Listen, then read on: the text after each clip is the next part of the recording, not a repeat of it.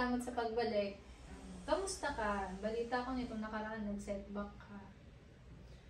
Ito nga po medyo bumalik nga po ako sa paninigarilyo. Sobrang stress po kasi sa trabaho, tsaka po sa pamilya, nagkasabay-sabay po. Nitong nag-start, nakakailang stick ka per day? Bali po, 5 hanggang 6. Pero hindi na po isang kaha, hindi po katulad dati. Pero kahit pa, alam ko pong mali pa rin eh. Pero ang galing mo ha, yung 4 na buwan na naitigil mo yung paninigarilyo, hindi madali yun. Salamat po. Minsan po kasi talaga sobrang stress po eh. Tapos nalulungkot din po ako kapag naaalala ko po si Lola, bumabalik po yung mga memories po namin. Una sa lahat, gusto kong sabihin na ang relapse ay hindi ibig sabihin nun failure na.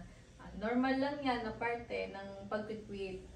Ang importante ngayon, nandito ka. Ibig sabihin, gusto mo pa rin mag-quit. Tama ba? Opo. Ang hirap po kasi magsimula ulit eh. Sa ngayon, sa tingin mo, handa ka na bang subukang mag-quit ulit within this month? Opo, gusto ko na po talaga. Nagsisisi nga po ako, nagsimula po ulit ako eh. Nakaka-guilty po. Okay lang yan, Betty. Mas mahalaga yung hakbang mo ngayon. Guilt is part of it, pero kaya natin yan i-convert into motivation. Pwede ba nating balikan kung anong nangyari bago ka nag-relapse o yung bumalik sa paninigarilyo para mahanapan natin ng ibang pwedeng gawin next time?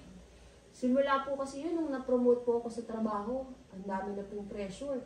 Tapos, sunod-sunod din po yung problema sa bahay. Tapos, bigla na lang parang sasabog po ako. Kaya ang nangyari po, bumili po ako ng Yossi. Tapos, nagdire-diretso na po. Hindi ko na po naitigil ulit. Naipon lahat ng emosyon, no? Stress, lungkot, pagod. Pero tandaan mo na kaya mong itigil ng 4 na buwan. Kaya mo ulit. This time, mas magiging ready tayo. Pag-usapan natin kung anong strategies yung pwedeng gawin para sa stress.